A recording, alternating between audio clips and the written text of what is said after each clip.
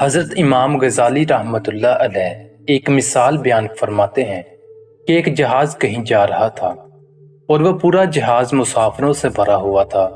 راستے میں ایک جزیرہ آیا تو جہاز کے کپتان نے اس جزیرے میں جہاز کو روک دیا تاکہ آگے کے سفر کے لیے کچھ راشن اور ضرورت کا سامان لے لیا جائے۔ اور اس کپتان نے اعلان کر دیا کہ ہمیں چونکہ چند گھنٹوں کے لیے اس جزیرے پر ٹھہرنا ہے، لہٰذا اگر کوئی مسافر اس جزیرے پر اترنا چاہے تو اتر سکتا ہے، ہماری طرف سے اجازت ہے۔ چنانچہ جہاز پر جتنے لوگ سوار تھے سب کے سب اتر کر جزیرے کی سیر کرنے کے لیے چلے گئے۔ جزیرہ بڑا شاندار اور خوشنما تھا۔ اس میں بہت خوبصورت قدرتی مناظر تھے۔ چاروں طرف قدرتی مناظر کا حسن و جمال بکھرا ہوا تھا۔ لوگ ان خوبصورت مناظر سے بہت محظوظ ہو رہے تھے۔ یہاں تک کہ جہاز کی روانگی کا وقت قریب آ گیا تو کچھ لوگوں نے سوچا کہ اب واپس چلنا چاہیے، روانگی کا وقت آ رہا ہے۔ چنانچہ وہ لوگ جہاز پر واپس آ گئے اور جہاز کی عمدہ اور اعلیٰ آرامدہ جگہوں پر قبضہ کر کے بیٹھ گئے۔ دوسرے کچھ لوگوں نے سوچا کہ یہ جزیرہ تو بہت خوبصورت اور بہت خوشنما ہے، ہم تھوڑی دیر اور اس جزیرے میں رہیں گے اور لطف اندوز ہوں گے۔ چنانچہ تھوڑی دیر اور گھومنے کے بعد خیال آیا کہ کہیں جہاز روانہ نہ ہو جائے، اور جہاز کی طرف دوڑے ہوئے آئے۔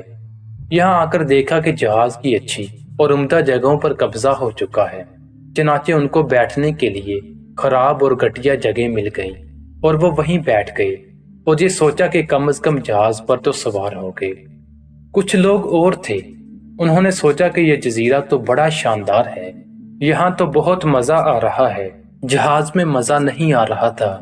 چنانچہ وہ اس جزیرے پر رک گئے اور ان خوبصورت قدرتی مناظر میں اتنے بدمست ہوئے کہ ان کو واپسی کا خیال بھی بھول گیا۔ اتنے میں جہاز روانہ ہو گیا اور وہ لوگ اس میں سوار نہ ہو سکے۔ دن کے وقت تو وہ جزیرہ بہت خوشنما معلوم ہو رہا تھا اور اس کے مناظر بہت حسین معلوم ہو رہے تھے، لیکن جب شام کو سورج غروب ہو گیا اور رات سر پر آ گئی تو وہی خوبصورت جزیرہ رات کے وقت بھیانک بن گیا کہ اس خوبصورت جزیرے میں ایک لمحہ گزارنا مشکل ہو گیا۔ کہیں درندوں کا خوف، کہیں جانوروں کا خوف۔ اب بتائیے، وہ قوم جو جزیرے کے حسن و جمال میں اتنی محو ہو گئی کہ جو جہاز جا رہا تھا اس کو چھوڑ دیا، وہ قوم کتنی احمق اور بے وقوف ہے۔